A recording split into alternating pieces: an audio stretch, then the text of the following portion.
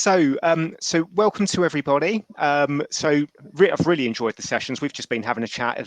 You might have been able to overhear us. We've been really getting into the discussions so far, taken a lot out of them.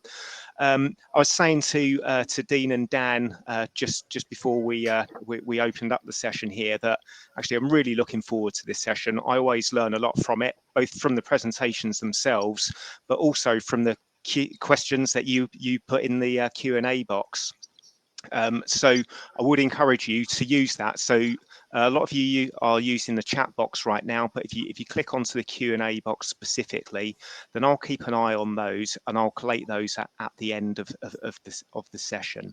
So what I'm going to do is hand over to Dean from the AA first of all, and following that, we'll then move over to Dan Joyce from Kwik Fit, and then we'll do the Q&A session. So thanks everybody. Look forward to it, and off you go, Dean. Thanks, Clive. Right now, technical things being what they are, this worked earlier. So if I share the screen and then open up the presentation, we should end up with the large screen version. So how's that? That's perfect, Dean. Perfect. Can still see me? Can see the screen? Yeah, all good. Brilliant. Okay, so quick intro from me, guys. My career before the AA started off in fleet management and NHS Trust before moving into the leasing world for far too many years to state here. I spent some time at Lex and Alphabet with Clive, as he will testify. I think I followed his public sector route, didn't I, Clive? And I joined the AA almost 3 years ago. So the role here has been to work within the B2B fleet team, supporting customers and prospects with services available from the AA, but obviously including roadside cover, accident management, SMR through Prestige, and most recently the introduction of our electric vehicle customer support service, which I mention a little bit as I go through the slides. The content of the slides that I'm going to go through today, I'm only going to take about 10 minutes, is off the back of a partnership we have with Revis Fleet Solutions, where we launched this year's annual operational fleet insight report. So we carried out a quantitative survey with over 500 operational fleet managers. We had 12 qualitative interviews with operational fleet managers and industry experts, and a focus group with 6 industry decision makers. So this is covering the main areas of COVID, state of the nation, EV decision making, and EV charging and infrastructure. I'm going to talk a little bit about those as I go through these slides. We've collated them all together, developed the latest operational fleet insight report, which explores these themes. And based on these insights, we've developed recommendations and suggested actions which can be taken to support fleets and businesses in the short to medium term. So the findings are being used by our team to ensure that our offering and the way we interact with customers is the best it can be. So for the team at the AA, the current landscape offers many opportunities. We've always been a dynamic business and evolved well, and we're still going strong 100 years on. We've had our customers and members front and centre with each decision, and now it feels like there's a real shift, or there's certainly about to be, across the sector in customer service and innovation that's really exciting. So it's clear there's a lot of different factors at play right now for the automotive industry, but we're optimistic about all of these changes that we know are coming, and to see how certain trends, such as things like rising home delivery, make their impact. As we enter a new automotive world, firmly with the customer at the heart, it's exciting to see the new developments. So without further ado, let's take a look at the findings.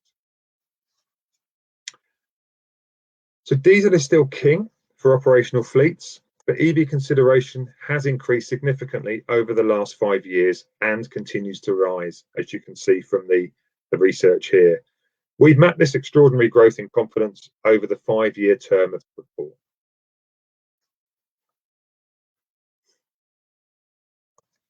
This year's report shows a big shift in attitudes and perceptions in the last 12-24 months. 84% of respondents believe that the range of EVs available has improved in the last 12 months versus 71% from last year. 83% acknowledge there is a wide range of EVs available in the market, but this dropped slightly to 78% of respondents who believe there are more electric vans on the road, compared with 65% of respondents last year. Interesting also that quality of vehicles has been recognised with a major increase of 9% to 82%. So perhaps the increased range of brands providing vehicles has a significant impact on this. Not on the slide, but 54% of respondents expect to have diesel vehicles in their fleet in 5 years' time still, compared to 75% who had this expectation in 2019. So the people are clearly putting their focus on the practicalities around shifting and switching across to EV. There was concern over the spread of EV adoption required to hit the 2030 target. However, 72% of the respondents agree with the 2030 ban on new ICE sales under 3.5 ton vehicles. And there is widespread pragmatism that we can move towards a deadline and plan ahead for it, as shown in the charts here. There are significantly more positive responses from those who have already adopted EVs, with 50% of adopters stating they chose EVs for financial reasons. So they're clearly playing out as they intended on the choices that they're making, which is interesting to see. A significant percentage of respondents are actually operating EVs within their fleets. There is increased focus on whole life costs, increased understanding of the reduced servicing and maintenance burden, and the consequent decrease in downtime. Acceptance that EVs have a better whole life cost than petrol or diesel. And all these perceptions have increased significantly in positivity since the last operational fleet report. Our in-depth research has highlighted that as vehicles are becoming smarter and more data is being collected, it is more important than ever that fleet managers are equipped with the tools to understand the insight, implement the recommendations, and optimize their vehicle usage. Examples include helping businesses and fleets to make more effective decisions about which vehicle type best suits their routes and usage patterns. So, for example, where and when it makes commercial sense to make the investment in electric vehicles. In addition to SMR, there are other cost factors driving EV adoption. So for company car drivers, the lower benefit in kind tax for EVs is a very strong incentive for swapping to an electric car, and has certainly been boosting sales. Larger private companies and public sector organisations have commitments to reduce their emissions and long-term plans in place to do so. And the heavier use of fleet vehicles tips electric vehicles towards being cheaper than combustion engine vehicles in terms of lifetime costs. The charging infrastructure is still seen as the key challenge to EV adoption, and in particular the public charging infrastructure. So the percentage of respondents citing this as a barrier increased slightly this year. However, those who have already adopted EVs onto their fleets are positive about infrastructure improvements, with 84% agreeing that there are more charge points than there were a year ago.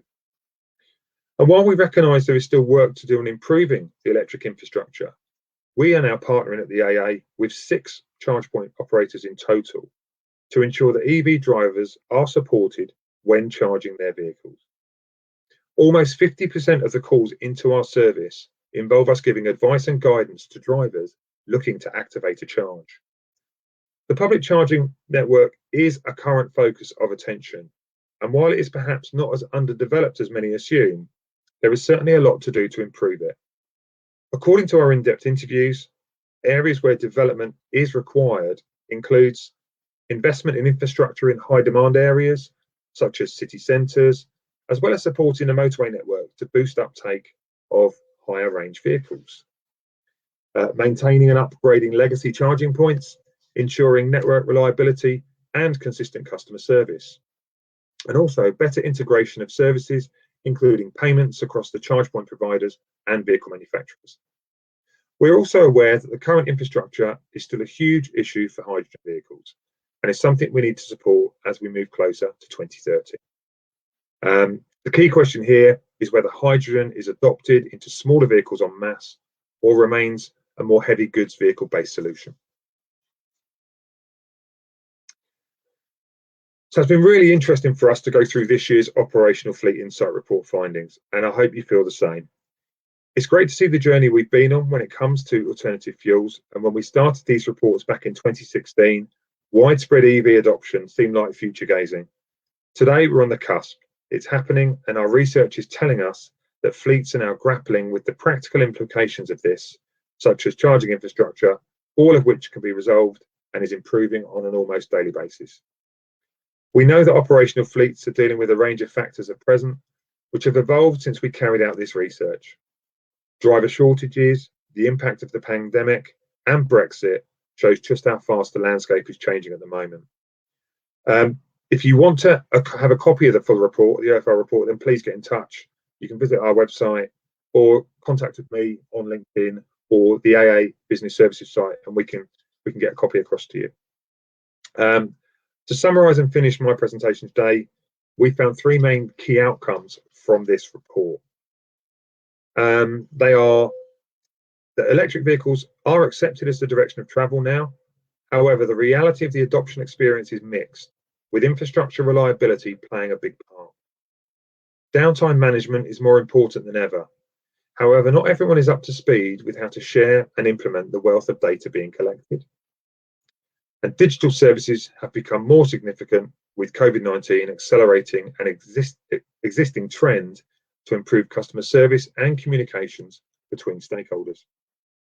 So based on these insights, we've developed recommendations and suggested actions which can be taken to support fleets and businesses in the short to medium term. The industry needs to improve the end-to-end experience for fleet managers and electric vehicle drivers. Guidance on vehicle operation, thorough handovers, and advice on the charging network are all important. And at the AA, we are providing roadside repair, charge point management, and proactive SMR. We need to ensure the sector can benefit from the opportunities for collaboration and integration which evolving digital technologies provide. And finally, recognising the next 5 years are crucial in terms of meeting the 2030 target, we're here to help fleets transition and manage the most significant change in the space for 100 years. Hopefully you found these results insightful and interesting. But what's fascinating to us is these results tell us how the automotive sector is evolving and what we can do to support it. So thank you very much for listening. Thank you, Dean. That was really interesting. That stat in particular of 50% of the calls from EV drivers are on how to access the charging. Yeah, it just really brings home the kind of the practicalities of owning or using an EV. It's the activation of the charge that's the challenge, and you know it could be down to them not knowing what they're doing. Sometimes it could be down to a technical issue on that post at any given time, but you know we've got that ability to be able to perform the kind of start, stop, reset using the charge point operator systems that invariably we get them all going again, you know, a high percentage of the time. No, that's fantastic. And so before I hand over to Dan, again, just a kind of a reminder to the audience that the Q&A session is there, and I think particularly for EVs, just thinking about the operational challenges or opportunities that you see, or just general questions that you're seeing every day on this, because we've got some real experts in the business here that we'd like to get those responses from. So over to you, Dan. Thank you, Clive. I'll do the check to make sure everybody can see what I'm talking about. So I'll just share my screen. Have you got that on a full screen? It's now on full screen. Now on full screen. Okay. Hi everyone. I'm Dan Joyce. I'm the fleet director for Kwik Fit GB. I've been with Kwik Fit and in the tyre industry for the last 19 years. And today I'm going to talk about electric vehicles and the aftermarket impact, specifically in regards to tyres.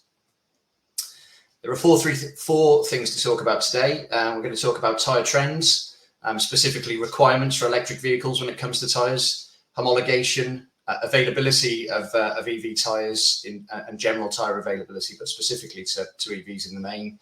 and perhaps dispelling some myths and confirming some facts around EVs and tyres and tyre wear. And then we'll summarise towards the end. So first of all, tyre trends. So EVs really need to pull their weight to deliver on a few key criteria. Lots of these factors are shared with common tyre fitments and on all kinds of vehicles, but in the case of EVs, some are a lot more relevant. So first thing to talk about is rolling resistance. This is directly linked to battery range in the case of EV. So low rolling resistance tyres are more energy efficient, and they are a conduit to retaining the OE on the road range of electric vehicles, of course, coupled with maintaining correct tyre pressures. The second and another important factor when it comes to EVs and tyre technology is low cabin noise. So with no engine noise, drive-by and interior noise needs to be reduced further, and this can be controlled by the tyres. Of course, wet grip. Wet grip is a staple requirement for all tyres. EV tyres must be tuned not to compromise on wet grip, whilst also having range, rolling resistance and cabin noise prioritised. And lastly, you can see it in the bottom left icon there, homologation. So these are specific tyres that are designed by tyre manufacturers in line with specific vehicle requirements over and above the standardised option in that tyre size. So homologated tyres have been around for a number of years across a number of various different vehicle marques, but more specifically, they are becoming popular amongst EVs. So carrying on the thread of homologation and why it's important. So firstly, from a research and development perspective, so vehicle and tyre manufacturers will work together from concept to production, identifying key characteristics for the tyre in line with the vehicle requirements, resulting in specifically designed tyres homologated to the vehicle across an entire range, or in some cases, homologation is model specific. So I touched on some of these on the previous slide, but obviously in the case of EV, something that's really important is rolling resistance and energy efficiency. And as I've said, directly linked to range. Durability of the tread is also important. You don't want to compromise on tread wear, really, even if you're prioritizing rolling resistance. Wet grip is important across all tyres, specifically, again, similar to durability. Tyres on EVs can't compromise on their grip in the wet or in the dry, whilst prioritising other areas, it's still important. So there's a task in hand there. Interior noise is clearly important. And like I said, the tyres can be responsible for reducing cabin and drive-by noise.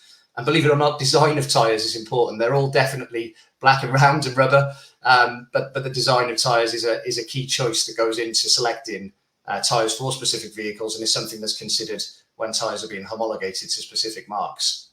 So what does this actually mean in the real world, and how does the consumer or the fleet manager stand a chance of identifying all of this complexity? Well, identification is referenced by a specific sidewall marking. So in the case of a Tesla, this is a T0, a T1. You've also got a T2 and a T3.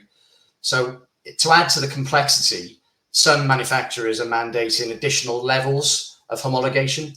So for instance, you might have a homologated tyre that's been designed specifically by the tyre manufacturer in line with the vehicle manufacturer's requirements. But then there might be an extra level of technology required, such as a silent tyre, so specific silent noise reduction capability in addition to the homologation. So in the case of some manufacturers, and these are more premium marques, 2 tiers of tyre homologation exist. So I want to talk about tyre availability in general. So first of all, supply and demand. There's been unprecedented demand for electric vehicle tyres in line with general OE demand. So that's resulted in over 1,000 new stock lines added in the last 5 months. So that's 50% up on the 5-year average, with more growth expected. So lots of complexity, lots of changes to range, lots of new tyres available on the market. And that's significant in terms of what we would typically see at Kwik Fit for new lines being added, new SKUs. And there's a further 40 to 50% growth on the way. Movement of goods is one of the biggest challenges. And that's a factor outside of everybody's hands, really. Macroeconomic factors are impacting lead times for tyres more than actual availability itself. So these tyres are being produced, they are being made at the production line, and they are being prioritised to meet demand by tyre manufacturers. But some of those macroeconomic factors extend out lead times in some cases, especially when the shipment of those tyres is coming from the Far East, or specifically the US. Over on the right-hand side, these graphs reflect the increase in freight cost and natural rubber costs. This, of course, impacts all tyres. It's not specific to EV tyres, but the rate of change specifically in the last 12 months when it comes to freight and movement of goods, but also rubber, natural rubber costs, specifically over the last 6 months when it comes to natural rubber, have caused tyre availability and tyre production to be impacted. This affects other tyres as well as just EVs, of course, but it's specifically realised when it comes to shipping things, as I've already said, from the US or the Far East, which typically a lot of EV tyres, especially the homologated ones, are made. So tyre dimensions are increasing, stock holding is challenged, tyres are getting taller and wider and more complex, and there's a lot more SKUs available on the marketplace now as manufacturers try and keep up with demand. Our recommendation is that forward planning to meet demand is critical. So myth or fact, and there are a lot of myths and misconceptions around EV tyres. I want to talk about 4 of those today. So the question of, will tyres wear longer on electric vehicles? We've got lots of data when it comes to tyre wear from all of our customers. So we've been spending a lot of time looking at this, and unfortunately, the answer is no. Our data suggests that tyres on electric vehicles are wearing 5 to 10% faster. So there is a higher wear factor. That's based upon a very high level take of data across all EVs versus ICEs. It's important to mention that driving style and tyre husbandry are considered as a caveat. EVs versus hybrids and EVs versus ICEs, with a heavy right foot, and if you're not checking your tyre pressures regularly, that can impact wear, as it can impact wear on any vehicle, but specifically on EVs. So we need to make sure that's mentioned in line with any data around wear factors. So does every EV have to have a homologated tyre? Does it need a specific tyre on every single electric vehicle? Again, the answer is no. There's a split view. So broadly speaking, premium or pure electric vehicles will have homologated tyres fitted, but volume or EVs that have an ICE derivative will use an existing specification. So if there is an ICE equivalent, then typically we're seeing those same tyres being fitted on the EV variants, obviously making sure that the vehicle manufacturer needs to make sure that the rolling resistance is kept as low as possible, but it's not a case of homologated tyres for every single EV. That is a myth. Non-OE tyres illegal? No, it's not illegal. It is permissible as long as the tyre is the same size and construction. That's the bit that's really important, and if it's not, it'll fail its MOT.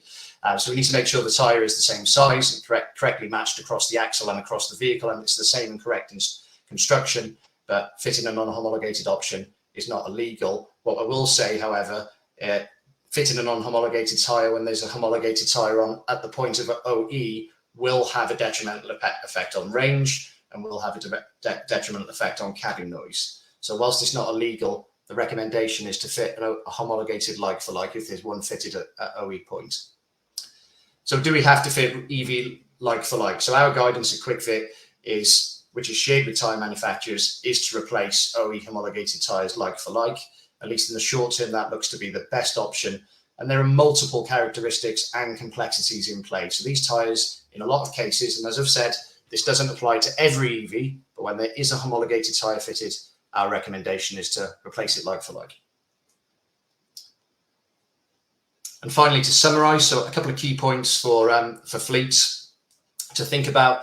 So when it comes to tyre policy, our guidance to fleets in general is to consider their tyre policy and take a flexible view based on the multiple complexities across various different vehicle marques. Tyre manufacturers will catch up, the aftermarket will catch up, and there will be more generic tyres made available. So it's not going to be like for like forever. But in the meantime, in the short term, there is a lot of complexity. So we would encourage fleets to think about their tyre policy and vehicle procurement at the same time. There is some challenges for EV in the short term. Like for like is the correct option for the short term. The tyre industry will catch up, as I've said, but for now there is complexity. So flexibility is important. Availability of tyres, as I've said, is challenged. There are macroeconomic factors in play there. Tyres are being produced. Tyre manufacturers are prioritising the production of EV tyres, but shipment of freight and availability and cost of natural rubber are a challenge in the short term. There's a big pace of change here. Those 1,000 new SKU lines that I've already mentioned, 40 to 50% growth predicted in the forthcoming months and years ahead. The pace of change is significant, and it's more than we've seen across tyres in more than a decade. This is the biggest change in the tyre aftermarket since run flat tyres, and this is probably a bigger change than the inception of run flat tyres. So forward ordering of tyres to meet demand planning, and an agile supply chain are really important factors for suppliers to consider. And digital solutions. Digital solutions have been a hotly discussed topic for a long time now. We need to make it, the onus is on us in the aftermarket to make it easy for consumers and easy for fleets to select the right tyres. And the sidewall jungle, as we call it at Kwik Fit, is already a complex thing anyway when it comes to a standard tyre on an ICE vehicle. It's been made more complex for EVs by those additional factors that I mentioned earlier: low rolling resistance, cabin noise, marked tyres on the sidewall for homologated versions, and silent tyre technology. So digital solutions will help consumers and will help fleets to find the right tyre from the VRM, instead of having to rely upon reading the sidewall or going down maybe to your local garage or fast fit. And that's my presentation, Clive. That's me finished for today and open to any questions. No, that's great, Dan. Very, very helpful as usual. Thank you very much for that.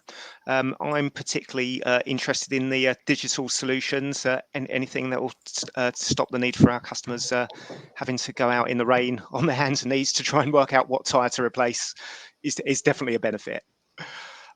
Just looking, we've got questions coming through. Really good question here, actually, in the chat. So with the EV tyres being 2 millimeters lower on tread from new compared to ICE vehicles, how's this going to be communicated to fleets? And do you see that this may change tyre replacement policies? So it says specifically from 3 millimeter to 2 millimeter. So I think this person might be referring to blue light and public sector, where that tends to be the norm. Yeah, I can take that one. So the 5.5 mil, 6 mil, 6.5 mil tread start point is only really applicable to a couple of premium brands. The data is pretty young. The manufacturers will say that they will wear in line with a tyre that starts its life on 7 or 8 mil. So we're yet to see the result of that in our data just yet. These tyres have only been fitted to vehicles that were manufactured in the last 2 years. But it does need to be communicated, absolutely right. And we've got a place as a tyre supplier to communicate that to our fleet customers, and the aftermarket, our competitors, also have a place to communicate that, as well as do the tyre manufacturers. So if everything, to answer the question, if everything falls in line with what the manufacturers say, then there shouldn't be a need to change policy, because it should wear down in line with a tyre that would start on 7 or 8 mil. Of course, the benefit of removing the tread is you're making things lighter to increase range. So that is a clear benefit. The wear factor is yet to be seen. So the data is young. We're happy to report on it as soon as we get some data.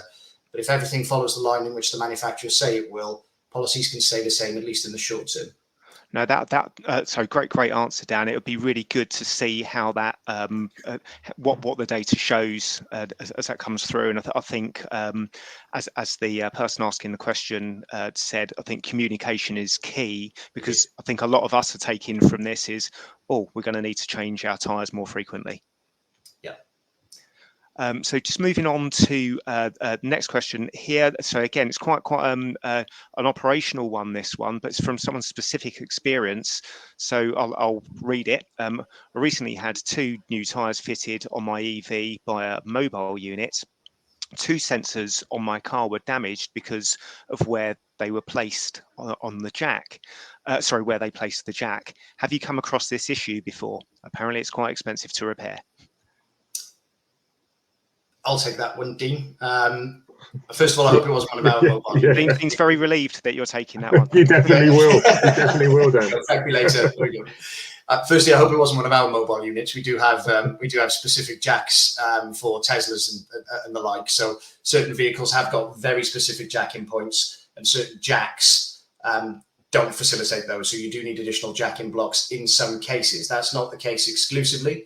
And when it comes to a Kwik Fit centre, our jacks will lift these vehicles with specific jacking points. So it's important that any technician understands where to lift the car as a matter of course, and there is data to support that can be obtained from the VRM. But of course, the floor plan is quite flat across a lot of EVs. So it's even more important that you don't find a point on the chassis; you find the exact jacking point. So we have had incidents of this reported. We were able to get the information from the VRM, from our data partners, and we have had to put in special jack-in blocks in some of our mobile units. So I'm aware of the challenge. It's just a case of identification correctly at the roadside, I guess. Just to ease your blood pressure a little bit, Dan, we have news hot off the press. It wasn't a Kwik Fit repair.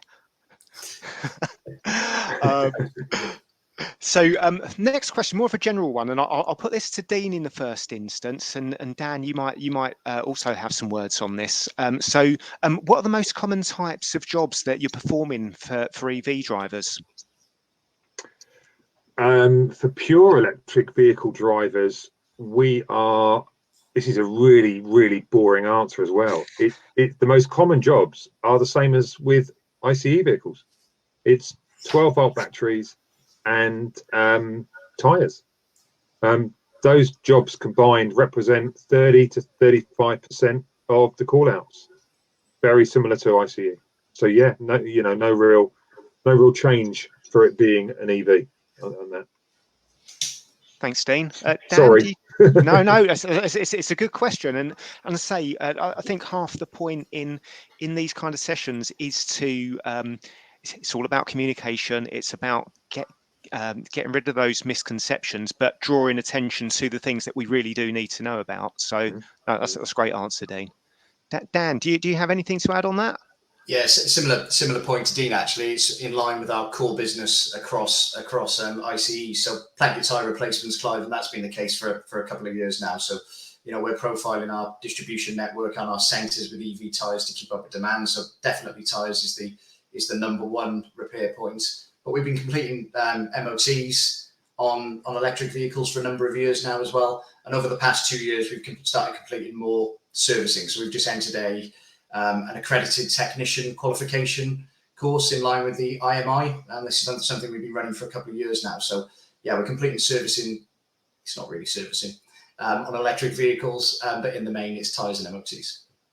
That's great. Thank you. I was going to say, Clive, it might be worth mentioning while we're talking about being called out to EVs. One of the misconceptions is often that we are being called out to them because they've run flat all the time, but again, it's not true at all. Last year, we were called out to 13,000 pure electrics. Only 600 had run flat. So, wow. Yeah, very small. About 4% of the call outs to the pure electrics is because someone's run flat. So, not a big issue at the moment. And, maybe we'll see that increase. Maybe we won't. It's gone down. That percentage, 4% of the pool that we get called out to, has fallen in recent years. And I guess range has gone up as well, which is always going to help that. Yeah. Excellent. Dan, specifically for you, Dean, you might want to comment on this one, but do you see a stage where someone will actually be able to pop down to their local Kwik Fit and get a new battery fitted or repaired? Good question. Yeah, so this is something that from a technician and training perspective that we're working towards. So we are now qualifying our technicians at a higher level, specifically level 3, which enables technicians to work on the high voltage unit when it's not live, and level 4, which allows them to work on the unit when it is live. Clearly, we're already changing 12-volt batteries at Kwik Fit centres on EVs, but specifically to the high voltage unit, it is something that we're working towards from a training capacity level. Any Kwik Fit, though, I don't think that will be the case in the short term. I think it will be a subsection of Kwik Fit centres where we will start this venture, if you like, working on high voltage units. We're not really seeing the demand just yet, either within our fleet business or in our retail sector, but we are taking our technicians on that journey. So in the future, yes, but certainly in the early days, it will be a smaller number of centres as compared to our entire network. No, that's great. Thank you. Dean, would you like to say anything on that? I did read about interchanging battery systems on EVs and, interchanging those high voltage systems previously. I can't think where it was now, but the points against it were it was very resource heavy. You would need centers to hold power packs. You would need people to swap power packs in and out. I think that one of the brands coming to market is Neo, who are talking about operating on this basis. But like I said, I've seen stuff written in the past that it's very resource heavy, costly, and quite challenging. So we'll see what develops. But Yeah, it may come. No, what I've heard, and again, this is so this is anecdotal as opposed to facts, but because of the cost, the proportion of cost of an electric vehicle on the battery, it's on average about 40% of the overall cost of the vehicle itself. So I think the battery technology itself is advancing so that repairs on cells within the battery are going to be they're trying to design that repairability into them within the manufacturers, rather than having to replace what could be 30 grand's worth of battery in some cases. So that'll be interesting to see that develop. And we've seen the ranges going up, haven't we? And I saw in the press this week, I think it was Lucid, another EV brand that's coming down the line, talking about putting a vehicle in production of 520 miles. Right. Yeah, they're coming, aren't they? They're definitely coming. Definitely. So just moving on to another question here, chaps. What will change in the aftermarket as more EVs enter the park? I'll put that one to Dan first, if that's okay. Yeah, I think the complexity will increase. So answering from the perspective of tyres, I think the complexity will increase in the short term, as I said in the presentation, and we will start to see this split of homologated tyres for certain EVs continue. But then we'll also still see lots of EVs with, volume EVs with ICE tyres on there, just low rolling resistance tyres that commonly fit into ICE vehicles today that are also energy efficient and help range. But over here in the homologated sector, when it comes to premium EVs, we will see that increase in the short term. There's a call for silent technology to lower cabin noise, as I've said. There is a call for specific requirements on rolling resistance and tyres that are tuned to noise, and even tyres that look nice from the curbside, as I've said in the presentation as well. So short-term increased complexity, mid-term a generic tyre will be realised, I think, and we'll get back to as it was. And there'll be a tyre for every EV that's generic, but that's mid to long term. No, that's great. Dean, would you like to answer that? Yeah. I think in terms of general parts, obviously not tyres, but general parts, there is obviously a lot less, I think, 100 or more, less parts on an EV as opposed to an ICE. So inevitably there's going to be a change in the components required, certainly for us and what we carry on vans, in addition to what is stored by aftermarket maintenance agents anyway. There's definitely going to be a change in the component market. And also with another change in parts is with battery life and the high voltage systems. Typically, I think they're being warranted, aren't they, up to sort of 7-8 years, and potentially lasting beyond that. There's an aftermarket there that will develop in terms of recycling and reusing those batteries. There's already questions being asked about what's going to happen to all these batteries when these cars get old, and we will see an industry develop, become more mature on recycling those batteries, definitely. Yeah, for sure. No, thank you for that. Just had another question from the floor here. So this one specifically for Dan. Not an after-sales question, but the question is: do you expect Kwik Fit to have to install more charging points at your centres, so when customers are on site, they can charge their vehicle? Yeah, really, really good question. Again, I'll go back to my answer to your question earlier on high voltage vehicle replacement, Clive. We will have certainly in the early days, we'll have a network within our wider network that specialises in electric vehicles. Our technician training plan is completely broad across the entire network at the minute. So around 350 Kwik Fits have got a level 2 trained technician in there. The more specific plan when we get to level 3 and level 4 is that will be a targeted network within the network, and it would be those sensors that we consider first for charge points in the car park, and we would look at clean air zones, we would look at ULEZ, we would look at those specific areas, whilst also looking at our car park space, which is at a premium in some high EV density areas as well as things like overnight security. So it's definitely on the development schedule for us across the network, and it's something that we will invest in. But as per my earlier answer, it will be a specific part of the network only to start with. Yeah, no, that's great. That's a good answer there. Okay, so just moving on to another question. We hear a lot about technician challenges for EVs. Is this a real problem? And if so, how do we address it? I'll give this to Dean in the first instance. I don't believe it's a real problem. It's certainly not something that we've experienced as being a problem, but it's about training the teams in the right way. And obviously on our side, that's the patrols, to be capable of handling the evolution in these vehicles as they come to market. All the patrols have gone through level 1 training. They're going through the level 2 training now. So yeah, no, it's just all about getting them ready and equipped in the right way. Okay. Dan, do you believe the same thing? It's not a problem.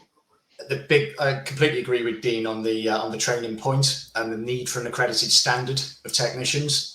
Agree completely. But I have to say, there's been a skill shortage in the automotive industry for a time, and that's nothing new. That's nothing related to electric vehicles. That's a case of something that's occurred, that's existed for around 5 years now. We've always managed to sustain things via our apprenticeship program, so kind of breeding our own technicians through the training centre into our centres.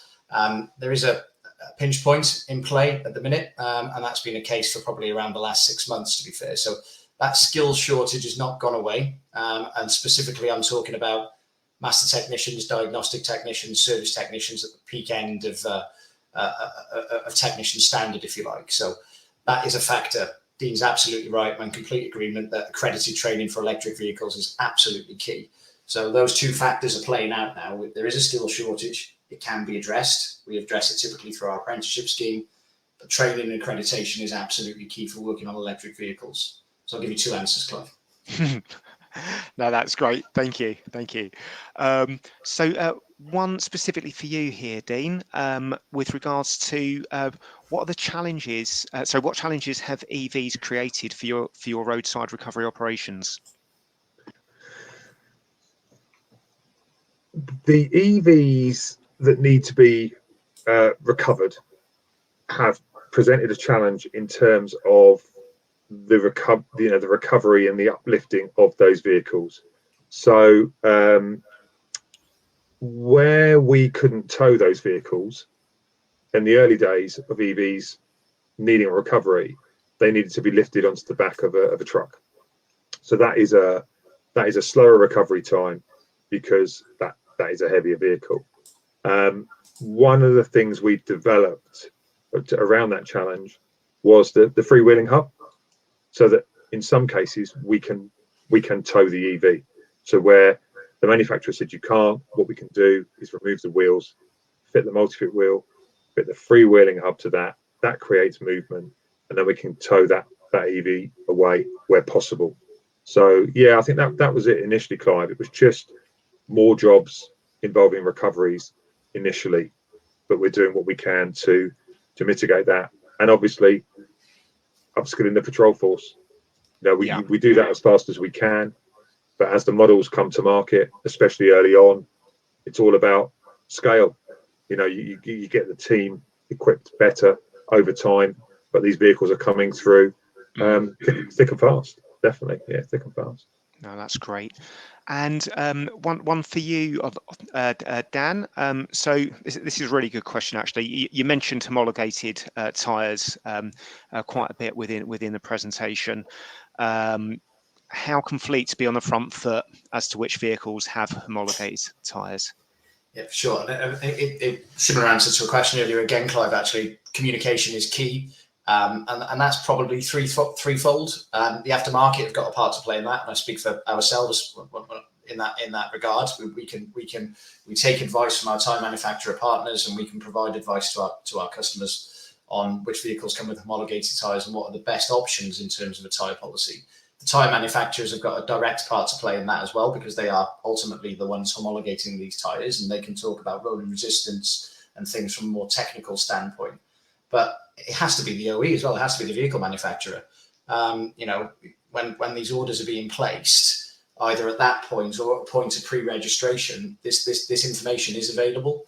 It's not published anywhere specifically, but it can be shared. So I think the answer is threefold. It is the aftermarket suppliers, it is the tyre manufacturers, it's the vehicle manufacturers too. Okay, no, thank you. Got another question in the chat here.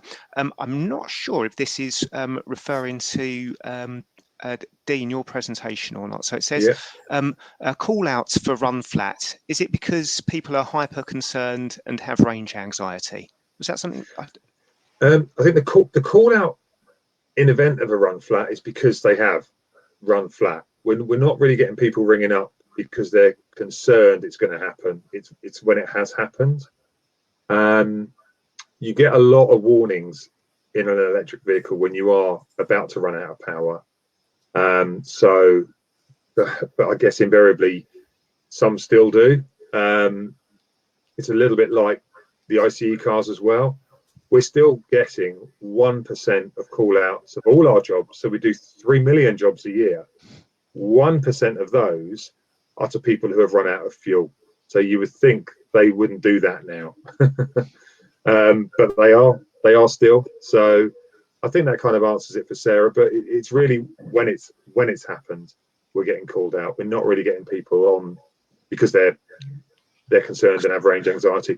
I think those are the ones that don't take the EVs. These are the ones that need the reassurances, depending on their circumstances, because they're not right for everybody today. We've still got to consider the type and use of the vehicle. Yeah, for sure. No, thank you. I've got another one here, which is well, this one's going to put you both on the spot for a little bit. So I'll give you some thinking time. If you could make one intervention to prepare the aftermarket for EVs, what would it be? Who'd like to volunteer for that one? Do you want to go first, Steve? No. I was just making noises to kill time. I'll take you. Open up access to data under block exemption. We are craving for more data, more access to data via both just technical data from the VRM and access to the OBD. And it's a big ask, but we need this information to enable us to give the best advice. To be able to, of course, we want to offer a one-stop solution. But the complexity, I've talked a lot today about complexity in tyres. There's complexity across the entire vehicle. So we want to give our customers a considered choice. We want to provide data. We want to provide insights. We can't really do that without the support of the OEs in the aftermarket. So there is this kind of two-way street under the kind of auspices of block exemption. So data is top of my wish list. Well, Dan, I mean, specifically on that, my understanding of block exemption is the OEMs have to make this available to the independents out there. Is it something that you're actually finding a challenge, or something that you are just concerned might be a challenge? It's becoming slightly more difficult in certain cases for certain manufacturers. So there's a lot of reliance upon diagnostics and software updates these days. You need special access and special tooling and things like this in order to gain access. You can gain the access, but it's more difficult than what it was. So the access is available. It's more difficult to obtain in some cases, but we're talking wish list stuff here. So better access is top. And I say it in regards to things like the OBD and data that you can draw down from a VRM, but also earlier, in the same way we're obliged to provide information on tyres and communicate as quickly and as efficiently as we can. We also need this information as well to help with our forward ordering and having the right stock in the right place and getting around some of these availability challenges. The demand, as I've said in the presentation, is significant. It's unprecedented. So if we could know about homologation earlier along, maybe at point of pre-production, it would help. So those two things are definite wish list things, Clive, but right. We're talking wish list here. So yeah, MO2. Noted. Dean? Yeah, I would say in terms of preparing the aftermarket from our side, because we need the tyre information. We need all the information on the vehicles. So it does play into really to what Dan said about data. Is that data, the information on those vehicles being shared with us so that we can equip the patrols in the right way to know how they're handling those vehicles, and know what those vehicles are going to do.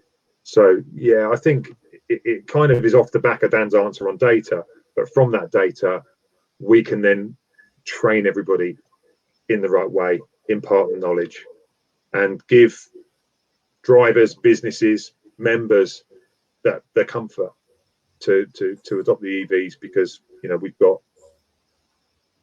we're able to support them because we've got all the right information. Yeah, absolutely. And I think, I mean, particularly with the audience that we've got today, obviously heavily fleet focused, there's been such an uptake, not particularly in the last year, but over the last 5 years. We are just seeing that the knowledge of EVs just grow and grow through personal experience. So yeah. We'll see that in reality coming through. Just to add, sorry, Clive, just to add to Dean's point there, which I think is spot on. It is about preparedness, and I talked within the presentation about those digital journeys. That digital solution enabling the driver to make a booking and having the correct tire in the right place at the right time. That only works if you can get the information from the VRM effectively. So that's absolutely the holy grail when it comes to tires, is getting that right information drawn down from the VRM. So it is important, because the sidewall of a tire is a jungle anyway, as I said in the presentation. With the additional complexity of EV tires, it's wrong to assume that consumers will just be able to understand, and fleets for that matter too. So that this data availability, as Dean said, and preparedness is really key. And with regards to the data, because as you say, there's so much technology coming through. I mean, it's such an exciting time, a scary time as well, because I don't have to learn all of this stuff at the same time. But there is so much technology coming through, and I'm seeing even potentially from the tyre manufacturers data about the wear of the actual live wear of the tires. Do you see that type of thing? Tires almost becoming a proactive service.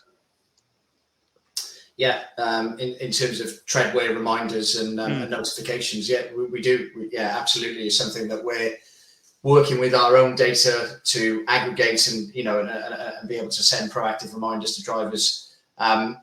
Which can be a challenge, because I have to caveat any conversation around wear with driving factors and tyre husbandry and checking tyre pressures specifically, and things like alignment. But if you're comparing apples and apples, there is a lot of data available. The 5 to 10% that I referenced in terms of increased wear on electric vehicles within the presentation might actually be conservative, and the data is still relatively young to that regard. But there's definitely a space for enhanced, even above the digital booking journey, a proactive tyre reminder. I agree. Yeah, that'll be good to see. Again, that of course gives convenience to the customers as well. The vehicles, the vehicles themselves now contain a ton of information, don't they? Especially these EVs. I've said it before, and I think other webinars. They're not the oil burners now, are they? They're not the dirty oil burners anymore. They're pieces of software that contain an absolute stack of information. We've got some work going on with our connected side of the business that is very much aligning with the kind of EV work that I'm doing, in terms of how can we bring that together and get the right information from these EVs to help everybody that's using them. The tyre manufacturers have been talking about the connected tyre for a number of years now. Being able to tell the telematics, being able to tell the connected car what the condition of the tyre is via the TPMS or via other methods. Again, we've not seen that materialise yet, but to your point on proactive reminders, Clive, that can be realised by the vehicle almost, according to the tyre manufacturers. And that could be the next level of complexity that we see. Yeah, that'll be an amazing point when we get there. Probably not that far away either. Got a quite practical question here, and this is maybe a little bit not on your speciality here, but it's more of a general question about van fleet usage for EV fleets, and and it says basically it's asking about do you kind of envisage challenges for van fleets where the driver doesn't have a depot to take the van back, and this mainly based on the fact that 30% of our households don't have off-street parking, so where are they going to charge? So both of you have got quite large van fleets, particularly you, Dean. Yeah, some yellow ones. There's some yellow ones out there, absolutely. In terms of charging, yeah. So with the vehicles going home at night, how are these vehicles going to be charged in future? I think at the moment there is consideration being given to off-street parking. So where you've got residential areas with no driveways, I know that the local authorities are looking at solutions using existing street furniture. So there's a number of companies that are bringing this to market. There are devices which will allow you to lay a cable on a pathway that sort of, like that sinks in the cable. I mean, okay, yeah, not great, but they exist. So, I'm sure there'll be a health and safety nightmare for some. You've got as well potential to use communal areas I've seen talked about in addition as well. So where you've got a car park that may be used by a business during the day, allow residents close by to go and charge there overnight. I don't think there's one single silver bullet for this one. I know the home install grant at the moment is stopping Q1/Q2, I think, next year, where the focus from government will then be to look at this problem. How do we help the people without the driveways and the off-street parking solution? So, yeah, I mean, that's my knowledge on that area. And I think you make a good point, and this was kind of raised in, I think, one of the first sessions of today, where the government representative was talking about that focus on LCV, wasn't she, as the next step and next focus area. Yeah. So I think you're right on that. Dan, do you have anything to add on that? Just again, good points by Dean. Utilisation of our own network in relation to our fleet. I talk about our fleet, I'm talking Kwik Fit mobile vans and Stapleton's delivery vans. So we do actually have a couple of charge points in Stapleton's hubs, charging a small number of electric delivery vans that we've got already, and we're working with some partners to develop that across the entire Stapleton's network. Took a question earlier on the Kwik Fit network and charge points at Kwik Fit centres. Part of the thinking is to facilitate charging for our mobile van fleet as well. But at the minute, we've not transitioned across to electric for mobile vans. So getting it as close as possible to drivers' homes via our own network would be option one. Of course, the model does change significantly if the driver is having to take the vehicle home and then would need to leave it at a Kwik Fit centre or a hub. That's part of our thinking when it comes to shifting the van fleet across to EVs. We've not quite arrived there yet. So point one is the electrification of our own network under the guise of charge points. Yeah, no, great. And I'm going to wrap up with just a final question here. And I think I might even be able to help on the answer on this one. But guys, please do correct me. So the question here is regarding the EV tyres with 2 millimeters lower tread at the start point. Does this reduce the sustainability of the overall products, given the size of the carcass that then needs to be replaced sooner? I think, Dan, from what you were saying, is that although it starts off with a lower tread than a traditional ICE vehicle, the actual tread wear expectation would be about the same. Yeah, that's the viewpoint of the tyre manufacturers. I took the question on this earlier. The data is very young. We've only seen this, so 5.5 mil, 6 mil, 6.5 mil tread start point realised in probably the last 24 months, and it's the case for 3 premium tyre manufacturers that I'm aware of. So yeah, the rationale of the logic is that despite there being a lower tread start point, the tyre will have the same wear rate as if it started on a higher amount of tread. Obviously, the reason it doesn't start on the higher amount of tread is that by cutting the tread off, it lowers the weight of the vehicle, which increases the range and helps to facilitate that on the road actual. But yeah, so from a sustainability point of view, it would be as per a normal tyre, if it does play out the way the tyre manufacturers say it would. No, that's great, and as I say, great question, and I think the questioner there will be the same as me. Let's see what the data tells us. So look, that's been a really great session. So I'm going to wrap up on that now. So thanks to you two for answering quite a few questions there in quite a lot of detail. So I'm really impressed with that.